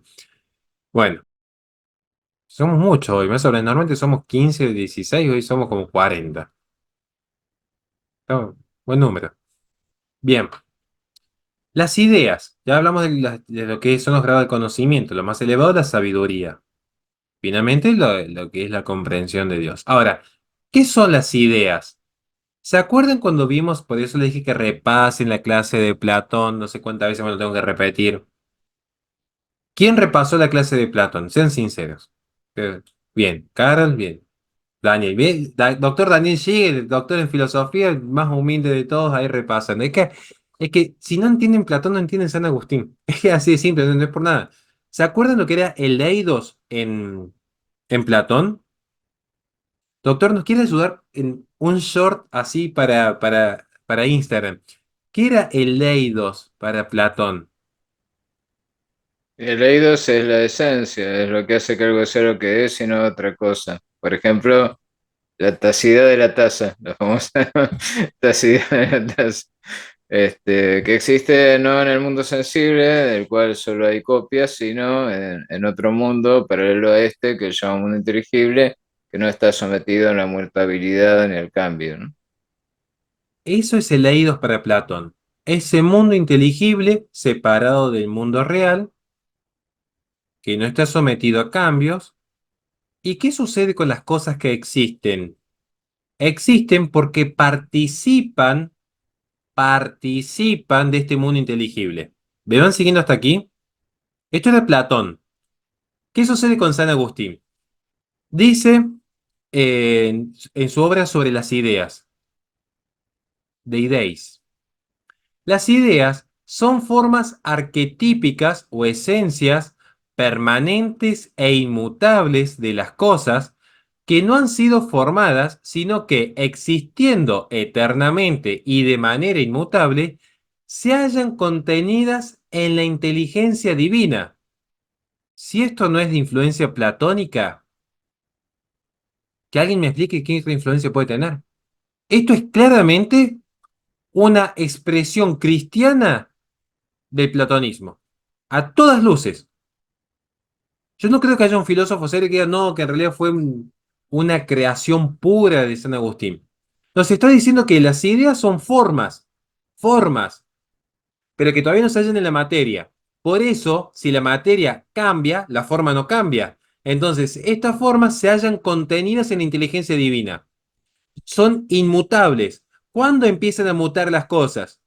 Cuando se materializan. Por eso les voy a dar después que lean a Plotino. Cuando lean Plotino van a terminar de comprender San Agustín en la perfección. Van a decir, ahora comprendo acabadamente a San Agustín. Esperen que acabo de mezclar los apuntes porque soy súper especial. A ver, vimos entonces que hay varios tipos de conocimientos, los cuales varían según la posibilidad de verdad. El conocimiento sensible y el conocimiento racional. El conocimiento racional vamos a ver que se logra expresar más perfectamente en la sabiduría. El conocimiento racional en esta expresión superior es el auténtico conocimiento filosófico, porque es el conocimiento de la verdad universal. Y en este conocimiento de la verdad universal llegamos a las ideas. Las ideas se encuentran en la mente de Dios, en esta inteligencia divina. Entonces, estas ideas pueden ser alcanzadas por el hombre. Y aquí viene la gran pregunta. ¿Cómo es que el hombre alcanza estas ideas? Porque se aleja de lo sensible, por eso le pedí a Josmar que lea lo que leímos previamente, ¿se acuerdan? Se aleja de lo sensible, que es cuando empieza este proceso de introspección y de reflexión. Alejándose de lo sensible, que es la realidad en la que se encuentra el hombre, las ideas se conocen mediante una especial iluminación que Dios concede al alma. Hay una iluminación especial que Dios le concede al alma. Aquí aparece la actividad superior de la razón. El verdadero conocimiento depende de la iluminación divina. Van a ver que por eso en la cultura popular cristiana dice Dios te ha iluminado. ¿Qué significa que Dios te ha iluminado? Que Dios te abasteció con un don del Espíritu Santo. Así de simple. Por eso le dije que yo no vengo a plantear aquí una enemistad entre lo que la Biblia nos enseña y lo que la filosofía enseña, sino a comprender, a comprender. ¿Cuándo Dios te ha iluminado? A mí me ha pasado, a ver, les voy a contar una anécdota, porque me gusta contar cosas que no le interesa a nadie, pero bueno. Una vez estaba en una conferencia en México y fue la mejor conferencia que di en mi vida. Modestia aparte, ¿eh? Pero después me di cuenta que no la di yo, porque tenía que hablar sobre el control de natalidad y era una conferencia con fines benéficos para un grupo de mamás de México. Y previo a la conferencia, que yo ya conté, esto estaba medio sacado de la cabeza por una cuestión que no viene ahora, dije, bueno, que el Espíritu Santo me ilumine. Y ahí empezás a comprender cosas que no son propias, porque tenés un límite en tu inteligencia. Hay un límite natural en nuestra inteligencia. Entonces, si confías un poquito en Dios, si tenés un poquito de fe como un granito de mostaza, puedes hacer muchas cosas. Y vos cuando empezás a entender esto, decís con humildad, no fue mi mejor conferencia. Fue un instrumento más al servicio de Dios y nada más. Y después te dicen, no, que Dios no te quiere como instrumento. Sí, en realidad sí. Técnicamente sí. Porque está subordinado a un orden. Como las manos están subordinadas al trabajador que quiere hacer su oficio. Como la inteligencia está subordinada a la verdad. Yo no le veo, yo no le veo un conflicto en esto. Volviendo a las ideas. Esto que hemos explicado, que el verdadero conocimiento depende de la iluminación divina, tenemos que saberlo interpretar, ya que técnicamente esta interpretación ontologicista de la iluminación significa que el alma contempla directamente las ideas, o también podemos llamar esencias, concepto clave aquí, podemos, en San Agustín, ideas y esencias son sinónimos. ¿Se acuerdan cuando les dije que en Aristóteles alma y vida son sinónimos? En San Agustín, ideas y esencias son sinónimos. Digo esto para cuando lean la obra que les he pasado. Sinónimos en serio que se pueden confundir, pueden reemplazarse los términos sin ningún inconveniente.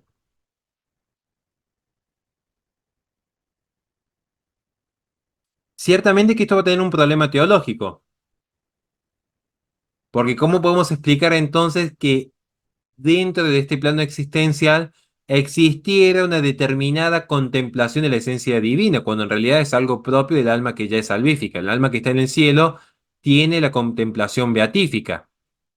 ¿Se dan cuenta que hay un problema teológico aquí? Digo esto porque también hay que considerar que a veces los santos se han equivocado. A ver, San Anselmo tiene un error gravísimo en teología respecto a cómo justifica la existencia de Dios. Y no deja de ser santo. Esto digo porque tenemos que aprender a separar temas justamente. Pero bueno, hay otras interpretaciones que lo toman los herederos del pensamiento agustiniano que consideran que la iluminación es un poder que Dios concede a la razón. No es que yo estoy viendo cara a cara a Dios y Él me muestra un mapa de las esencias o las ideas, sino que Dios ilumina la razón y mediante esta virtud es que el alma queda capacitada para alcanzar una verdad eterna. Pero algo que el alma por su propia naturaleza no podría conocer. Y acá vamos a entrar en la parte más divertida de todo. Espero que se haya entendido esto. Estas dos interpretaciones de cómo acceder a la antropología. Acá empezamos con lo lindo. No creo que lleguemos hoy, pero bueno. Vamos bien con la clase, se están aburriendo mucho, se les parece entretenido. ¿Conocían a San Agustín? ¿Han aprendido algo nuevo? Todavía no han aprendido. Decir, no, todo esto ya lo sabía yo. Bueno, si han aprendido algo nuevo, estamos de 10. Que esa es la idea, que aprendan cosas nuevas, digamos, ¿no? Que les sirva para la vida. Pero que les sirva para la vida, digamos. Que esto es lo que a mí más me interesa. Que sea útil en la vida. Profe, Sí, para que nos sirva en la vida, en relación a lo que dijo, las ideas eh, forman la esencia, algo así, ¿verdad? De San Agustín, no entendí la pregunta. de que las ideas hacen a la esencia, es la afirmación que nos estaba dejando, ¿verdad? No, lo que yo dije es que son sinónimos. Ideas o esencias, como formas, en San Agustín son sinónimos. Que no es lo mismo que vemos que Santo Tomás de Aquino. O sea, uno le llega a decir a un tomista que forma y esencia es lo mismo y te dice, no, flaco, anda a estudiar de vuelta. O sea, no. A un tomista, forma y esencia son cosas distintas. Para un tomista, idea y esencia también son cosas distintas. O sea, esto lo explica Santo Tomás de Aquino en esta obra que se llama Ente y Esencia. Yo puedo tener, por ejemplo, la idea de ceguera, pero la ceguera no tiene una esencia per se, porque no operan sobre un ente con carga ontológica. De hecho, la ceguera es privación. Esto es página 1 de Ente y Esencia, el ejemplo de la ceguera. Sin embargo, yo tengo la idea de ceguera. Por eso se puede decir que hay una persona ciega, pero no tiene una esencia la ceguera. La ceguera es solamente privación, igual que el mal. Ya vamos a llegar a ese punto. Profe, ¿de ahí no se desprende de que una mala idea pueda operar en nuestra esencia? Es que nada, a ver, es que el tema que creo que por ahí estamos queriendo ir un paso más allá de lo que realmente es, digamos. La esencia es lo que define qué es una cosa. Entonces, ¿cuál es mi esencia? La humanidad. Una mala idea puede operar en todo caso dentro de mi alma que me hace pecar, que es el moralismo intelectual que plantea Sócrates, por ejemplo. Que yo hago el mal por ignorancia, pero no se sigue de manera lógica que una mala idea opere en la esencia, porque una mala idea no va a cambiar la humanidad. La humanidad es lo que es. ¿Se entiende? O sea, lo que es una taza es una taza. Luego una mala idea puede ser una taza mala, pero no cambia la esencia de lo que es una taza. La tacidad va a seguir existiendo, aunque yo tenga una taza rota después. Clarísimo, profe, gracias. Fantástico. ¿Qué es el alma? San Agustín va a seguir con esta tradición ilemórfica que se hereda de los griegos. Recuérdense que la tradición ilemórfica es el compuesto alma, cuerpo, materia y forma. San Agustín sigue con esto, pero le da una preeminencia al alma. Por eso es que hay un punto en el que parece acercarse a Descartes, parece, porque la realidad más importante es la del alma. ¿Por qué? Porque el alma es sustancia espiritual y simple, es indivisible, no está compuesta por partes. Por eso, mientras el cuerpo puede ser diseccionado y separado, me pueden cortar un brazo, me pueden cortar la cabeza, como la materia perece, porque es compuesta, el alma no perece. Esta es una forma en la que se justifica la inmortalidad del alma. El alma es inmortal, pero no es eterna. Cuidado con esto. A veces usamos eternidad impropiamente. Porque si el alma fuese eterna es porque existió conjuntamente con Dios desde el principio. Pero si existió con Dios desde el principio, ¿dónde estaba antes de nacer? ¿Estaba en presencia de Dios y fue arrojado del cielo? ¿Estaba en un limbo? ¿Dónde estaba el alma si no fue creada? Ahora, si es creada el alma, quiere decir que no es eterna, porque tiene un principio. Y el concepto de eternidad es que sin principio, sin fin. ¿Me van siguiendo hasta aquí? Esto lo va a aclarar San Agustín. El alma es inmortal, pero no es eterna. Entonces, el alma asume las funciones cognoscitivas de la vida, como vimos la teoría del conocimiento. Conoce el alma, no conoce los sentidos. El sentido es un instrumento, pero no es que la vista conoce. Conoce el alma que ha tomado una imagen a partir de la vista. ¿Se entiende o no se entiende? ¿Dónde reside el conocimiento? ¿En los ojos o en el alma? El alma que necesita de los ojos para ver, pero que finalmente los ojos lo que hacen es generar un estímulo eléctrico en el sistema nervioso central, pero va a ser el alma la que configure el conocimiento de la vista. ¿Me van siguiendo hasta aquí? Bien. Entonces, en el alma existen dos grandes funciones. La inteligencia y la voluntad ya lo hemos explicado en antropología, pero principalmente va a estar el de la memoria. ¿Por qué es importante la memoria para San Agustín? ¿Por qué creen ustedes? A ver quién leyó Confesiones. ¿Qué es el tiempo para San Agustín?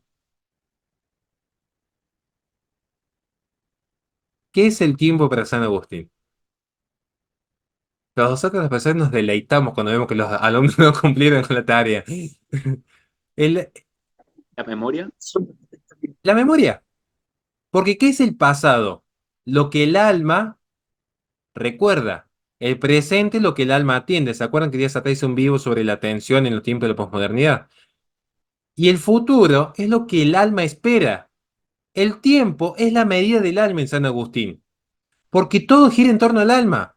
¿Cuál es, si no, la principal preocupación y la razón de ser que tiene la vida si no es salvar el alma? Le pregunto a los que son cristianos, independientemente de la denominación. ¿Qué es lo que más importante? A ver, está nuestro pastor Gamaliel aquí. ¿Eso no es bíblico cuando se me dice, ¿de qué te sirve salvar el mundo si has perdido tu alma? La propia Biblia gira en torno a la salvación del alma. Y San Agustín va a seguir esta herencia, pero insisto, va a tener este afluente de el pensamiento de Platón y la verdad revelada. Entonces, está esta preocupación en San Agustín. Acá viene la gran decisión. ¿Vieron que les mandó un mensajito en WhatsApp recién? Que le dije, tienen que leer esto antes de entrar a clase. ¿Quién lo leyó eso? Ahora están todos abriendo WhatsApp de golpe.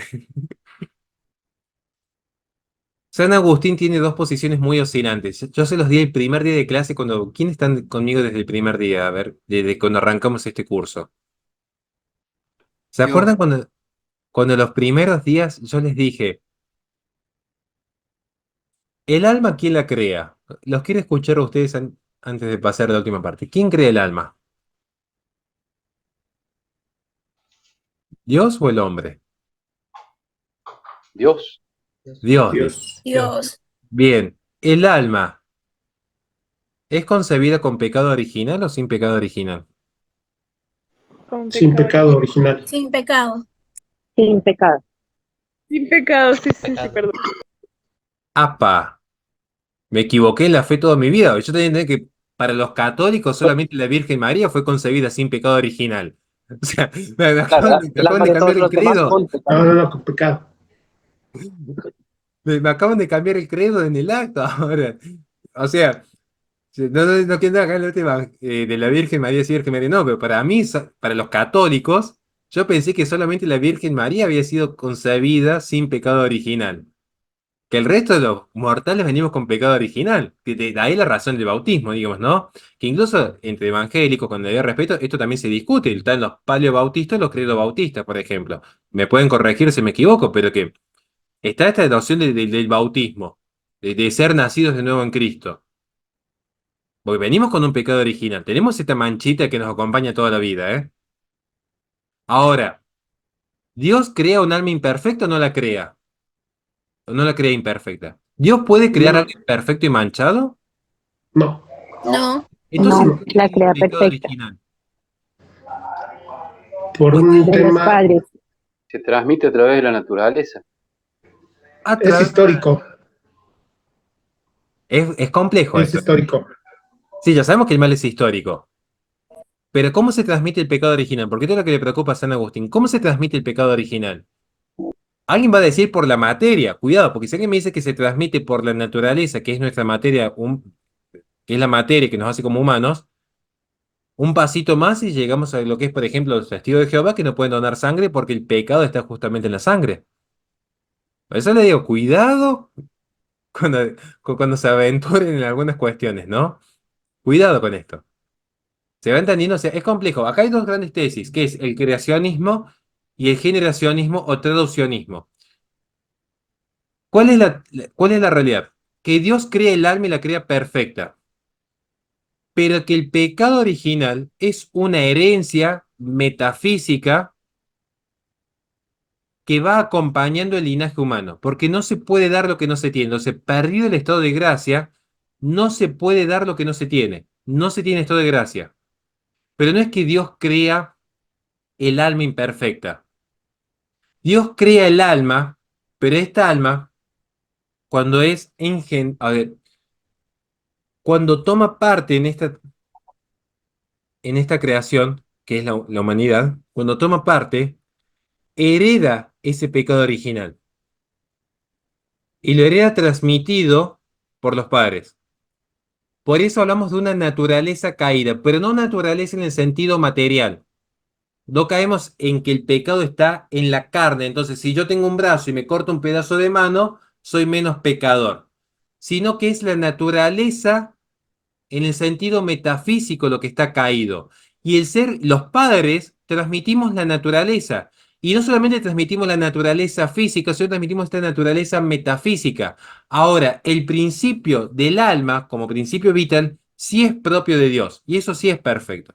¿Se va entendiendo hasta aquí? ¿Se entendió o no? Bien. Pasamos entonces, si entendimos esto, haciendo de cuenta que se entendió, vamos a simular un poquito, a lo que es un punto fundamental, que es lo que tenemos en pantalla. Dios.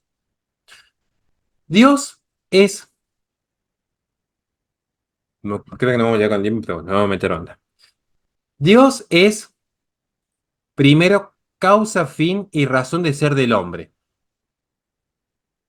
Es el tema que más ocupa la filosofía de San Agustín.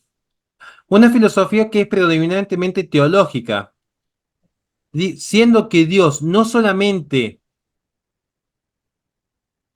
la verdad absoluta a la que puede aspirar la inteligencia del hombre, sino que también es la belleza máxima a lo que la voluntad va a buscar. La belleza como una causa fin, no como una causa eficiente, no como ese primer motor que tan solo empuja y origina el movimiento, sino que también atrae el movimiento del alma. Hay un alma que se encuentra inquieta buscando a Dios, buscando esta visión beatífica. Esto es la filosofía agustiniana, insisto, estoy explicando a San Agustín. Entonces, el fin al que tiende la vida del hombre encuentra su razón de ser en la beatitud, en la visión beatífica de Dios que alcanza el bienaventurado. En ese sentido, San Agustín no se va a preocupar por establecer un sistema elaborado en cuanto a la existencia de Dios. Presupone la existencia de Dios y ofrece argumentos. ¿Cuáles son los dos principales argumentos que ofrece?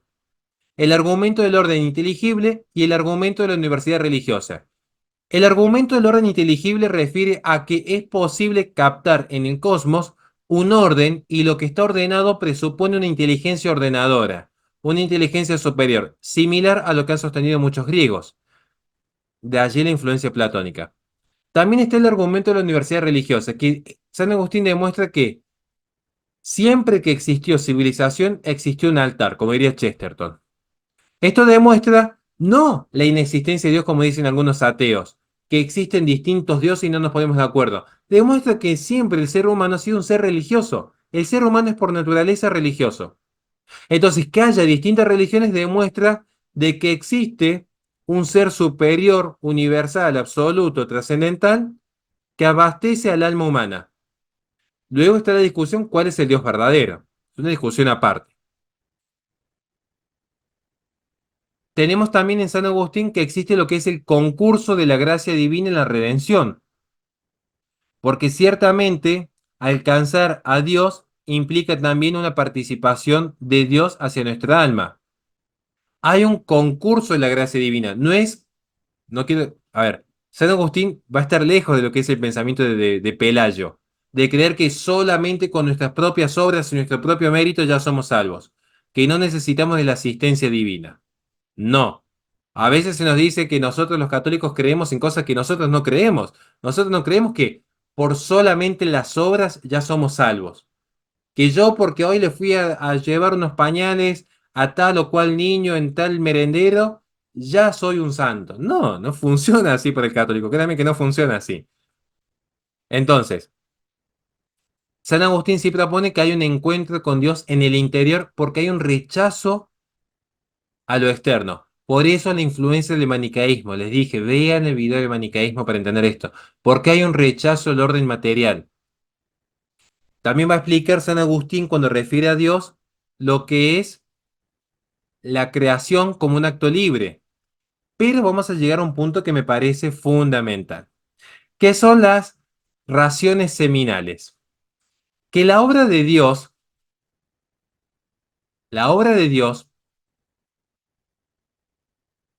está en un proceso constante de actualización. Creo que esta es la palabra clave, la actualización. ¿Alguien de aquí vio el anime Evangelion? ¿No? ¿Cómo no van a ver Evangelion? ¿Qué clase de alumno de filosofía no vio Evangelion? Es el anime más sobrevalorado que cualquier filósofo de medio pelo cree que ya sabe algo de filosofía porque lo analizó. Pero tiene algo interesante Evangelion, que es la idea de las semillas. Están las semillas de los ángeles y las semillas de la vida. Acá también hay una noción de hecho, en San Agustín, ¿no? ¿Por qué?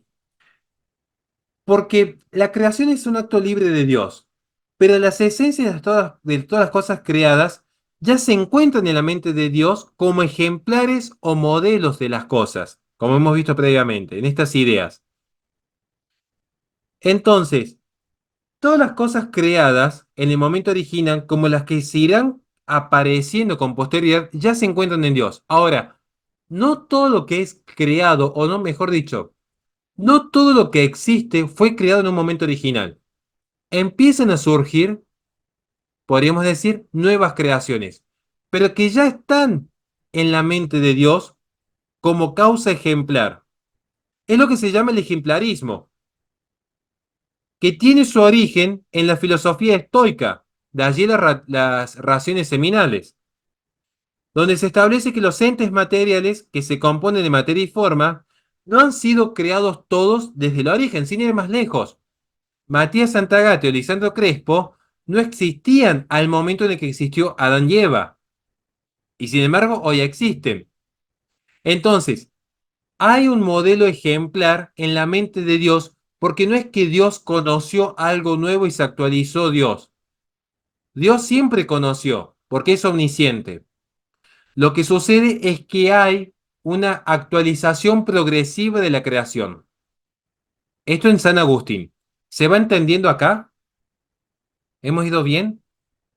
Bueno, entonces, con asistencia divina, claramente, hemos logrado entender lo que van a ser estas semillas que van a ir germinando, que es la aparición de los nuevos entes, pero cuyo modelo e idea ya existía en Dios. Entonces, con asistencia divina hemos llegado al final de la clase. No lo puedo creer. Metimos a San Agustín en 2 horas. No lo puedo creer.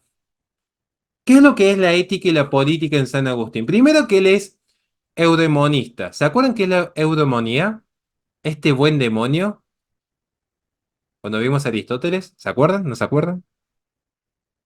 Claro, no sé, creo que Nahum tiene un premio porque fue el que aguantó las 10 horas de ese estreno de la clase. Le debemos la vida a Nahum, le debemos todo. La ética agustiniana se inspira directamente en las ideas morales del cristianismo, pero toma muchos elementos también. En este sentido, en este punto sí va a tomar elementos de Aristóteles. En este punto, que es considerar la felicidad. La conquista de la felicidad es el objetivo y fin último de la conducta humana. El hombre obra en búsqueda de su felicidad, y este fin será inalcanzable en esta vida, dado el carácter trascendente del alma. Sin embargo, se puede ordenar la vida a un grado de felicidad posible, que es lo que establece en Civitas Dei. Entonces, va a haber una asociación entre felicidad y bien. ¿Qué es el bien? La posesión pacífica, perdón. ¿Qué es la felicidad? La posesión pacífica del bien. Entonces, a partir de esto vamos a reconocer que el mal es privación del bien, y más concretamente privación del bien debido. El mal es privación. El gran problema que tiene San Agustín es tratar de entender qué es el mal. Recuérdese que él viene del maniqueísmo, que hay dos grandes espíritus, el material y Dios, la luz y la tiniebla.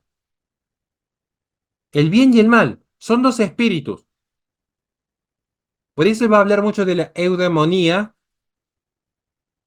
por esta noción del buen demonio. Ahora, ¿el mal qué es? San Agustín va a decir que el mal no tiene carga ontológica, en el sentido que el mal no existe como ente, sino que el mal opera sobre los entes. El mal opera privando, como la ceguera que priva de la vista, como la muerte que priva de la vida. Son privaciones. No es que tiene una carga ontológica por sí mismo. Entonces, Matías Santagati, si fuese, yo sé que lo es, pero él es santo. ¿Qué es lo que hace? Él lleva su esencia a su máxima perfección. Por eso es absolutamente honesto, absolutamente trabajador, absolutamente patriota, absolutamente honrado, etc. Pero si uno peca, como en mi caso, si yo peco, ¿qué hago? Me estoy privando de mi naturaleza, porque mi naturaleza, que corresponde ser perfecto como Dios lo es, yo lo privo rechazando mi llamado natural a la perfección. Entonces uno, cuando es iracundo lascivo, se priva, se anula. San Agustín ve entonces que hay una lucha constante contra este sentido negativo, contra esta carencia de ser, contra este no ser, que es lo que llamamos mal. Hay una lucha terrenal contra el mal. Todo lo creado es bueno, entonces todo lo que pertenece al creador es bueno. Lo que hace el mal es quitar participación de lo creado, de la criatura con el creador. Lo que hace el mal es alejar a la criatura de su naturaleza participada en el creador. Esa es la lucha terrenal contra el mal. Entonces, a partir de aquí es donde San Agustín desarrolla en Civitas Dei lo que es la teoría de la sociabilidad natural, que es propia de Aristóteles. Somos seres gregarios. Nos desarrollamos en nuestras virtudes por naturaleza, en sociedad.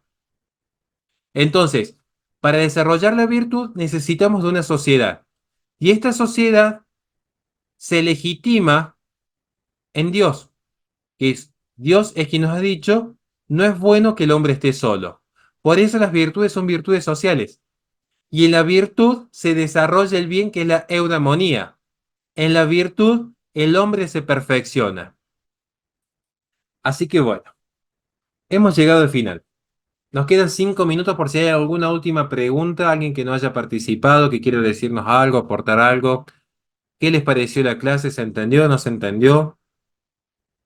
¿Se entendió que el mal es privación? ¿Qué es lo que le costó a San Agustín entender? Porque para San Agustín es tan fuerte la presencia del mal en la tierra, sobre todo en el pecado, que incluso reconociendo la existencia de los demonios, que es, ¿qué hacemos con el mal? ¿Cómo explicamos que un Dios todopoderoso, que un Dios perfecto, permite el mal? Porque en última instancia es la permisión divina del mal. ¿Cómo explicamos que Dios, que ha creado todo bueno, cómo entendemos que Dios, que es absolutamente sabio, justo y perfecto, permita los grandes males que vemos en el cosmos? Los abusos sexuales infantiles, gente que cae en la drogadicción, la vida lasciva, la vida iracunda, las guerras, las pestes, las hambrunas, las envidias. Profe, Sí. ese justo es el argumento que tienen muchos ateos. Y es lo que tiene en video en mi canal, que después se los voy a pasar hoy en el grupo, con el padre Christian de Geber, donde explicamos por qué Dios permite el mal y qué es el mal, digamos. Que después se los voy a volver a pasar para que lo repasen. Pero claro, porque es muy fácil entender al ateo de buen corazón, que se entiende lo que digo, que realmente ve que hay una especie de incongruencia, es decir, ¿cómo puede ser que Dios permite el mal? Claro, después empezamos a entender lo que es el libre albedrío del hombre. Recuerda que para San Agustín, la libertad es el ejercicio virtuoso del libre albedrío. Entonces, para que yo pueda amar a Dios, tengo que amarlo en libertad. Y en esta libertad tiene que existir la posibilidad de no amar, porque el pecado es simplemente no amar a Dios. Es simplemente eso, no amar a Dios. Entonces, esto es lo que San Agustín empieza a desarrollar, cuando establece lo que es la libertad. ¿Qué es la libertad? La capacidad de ejercer virtuosamente el libre albedrío buscando a Dios. Que para muchos parece ser una contradicción, porque es como que estaríamos obligados a buscar a Dios. Acá empiezan algunas objeciones también. Pero esta es la idea. No sé, Naum, si nos querías aportar algo, preguntar. No, preguntar. ¿Por qué entonces se habla de santos si lo único que estamos haciendo es actualizando nuestra propia perfección? Porque justamente el santo de hecho no hizo nada sobrenatural. El santo simplemente cumplió con lo que era propio de su naturaleza. Qué es propio de la naturaleza del hombre? Ser honesto, ser fiel, ser trabajador, ser estudioso, cumplir los 10 mandamientos. Entonces, el santo, pasa que a veces confundimos con el proceso de canonización, que es cuando ya hay un estudio del Vaticano para ver si esta persona estuvo en gracia o no. Pero el santo es aquel que cumplió con el mandato divino antes de morir, digamos, en el último instante de la vida reconoció a Cristo como nuestro Señor, listo, ya hay tiene una misericordia infinita. Pero el santo, en el sentido que lo estamos utilizando aquí, es la persona que cumple con lo que tiene que cumplir de acuerdo a su naturaleza. ¿Se entiende? La naturaleza racional que Dios nos ha dado. ¿Para qué está dada? ¿Para que estemos en orgías y en los casinos? ¿O para desarrollar una familia, estudiar, orar, vivir en sociedad, trabajar honestamente? No está pidiendo cosas del otro mundo, ¿se entiende? Entonces, esto es importante entenderlo, porque la libertad se orienta justamente a poder amar en plena conformidad el corazón de uno hacia Dios. Por eso es verdad que las pinturas de San Agustín siempre tienen un corazón de fuego y mira hacia el cielo, porque es ese corazón que tiene que ir a Dios. ¿Se acuerdan cuando explicamos que los griegos analizan la física a partir de la composición de la materia y la pertenencia? Por eso el fuego va hacia arriba porque quiere llegar a Dios y la piedrita va hacia el piso porque quiere llegar a la tierra, que es de donde salió. Bueno, en cierto sentido, San Agustín parece que se inspira en esto porque su corazón sabe que pertenece a Dios, entonces quiere ir hacia Dios. Lo que sucede es que San Agustín tiene un gran problema, lo aclaro ya. El problema de San Agustín es el pecado de la concupiscencia y la carne. O sea, era un hombre que, siendo honestos, le gustaban las mujeres. Entonces él dice, ¿cómo hago yo para resolver este conflicto? Porque tiene esta tentación, tiene esta tendencia. Y él dice, ¿por qué estamos marcados por el pecado? Si yo no quiero pecar, pero siento esta tendencia hacia lo que es del mundo. Por eso hay un esfuerzo muy grande, van a ver que de su juventud, por eso ingresa a los maniqueos, porque él dice, quiero rechazar el mundo. Él sabe que si se quiere salvar, tiene que rechazar el mundo, porque al primer contacto con el mundo material aparece la tentación. Al primer contacto, es así, nos pasa a todos, digamos. Bueno, no puedo hablar de ustedes, que seguramente son santos, pero a nosotros, los menos mortales, nos pasa que al primer contacto con el mundo afloran un millón de tentaciones. Entonces empieza siempre esta tensión en la filosofía de San Agustín de cómo logra explicar que Dios crea un mundo, que lo crea perfecto, pero que hoy tenemos un mundo que es causa de condenación. Y bueno, acá empieza el desarrollo, porque ha habido un mal ejercicio de libre albedrío que pudiendo elegir el bien, elige el mal. ¿Pero qué es el mal? La privación del bien. Porque si el mal fuese ontológico, si nuestra naturaleza fuese corrupta, fuésemos insalvables, fuésemos una porquería, fuésemos excremento, quiere decir que Dios creó algo malo. Pero Dios no puede crear el mal, pero el mal existe. Entonces, ¿cómo explico yo que Dios no puede crear el mal, pero el mal existe? Bueno, existe como privación, existe como mal histórico. No fue creado, sino que el mal tuvo como causa primera al hombre. El bien tiene como causa primera a Dios y causa segunda al hombre. En el mal es distinto. El mal tiene como causa primera la voluntad desviada del hombre y como causa segunda el permiso divino, para que el hombre libremente elija si salvarse o no salvarse, si amar o no amar a Dios. ¿Se va entendiendo hasta aquí? Profe, yo lo entendí. No sé si San Agustín, por ahí en lo particular en su tiempo, o no le dan tanta bola, le da no se menciona, o por lo menos por lo que dijimos en clase, el mal físico, por ejemplo, las enfermedades, que ya no hay un acto voluntario del San ser humano Agustín, en eso, San Agustín, o eso lo por lo menos. lean en el librito que les pasé de confesiones, Ah, va a abordar el mal físico también, pero todo en ese sentido, entre los católicos el mal físico nunca se discutió. Entre los católicos. Hablo de lo que yo sé, no puedo hablar de lo que no sé, no es discriminar a otros credos, es. ¿Por qué? Porque entre los católicos siempre se entendió, porque esto es bíblico, que el mal físico es consecuencia del pecado original, que es cuando ah, el cosmos entra en rebeldía con el hombre. Entonces, en general, los cristianos el mal físico lo entendemos igual que la muerte, entendemos que es secuela del pecado original, que es cuando las criaturas entran en rebelión con el hombre que estaba en la primacía de la creación. El hombre era la criatura predilecta de Dios, que estaba en la sí. cúspide de la creación. Entonces, como el hombre se rebela con Dios, al entrar en una subversión contra Dios, lo que del hombre depende, que es toda la creación, también entra en subversión contra el hombre.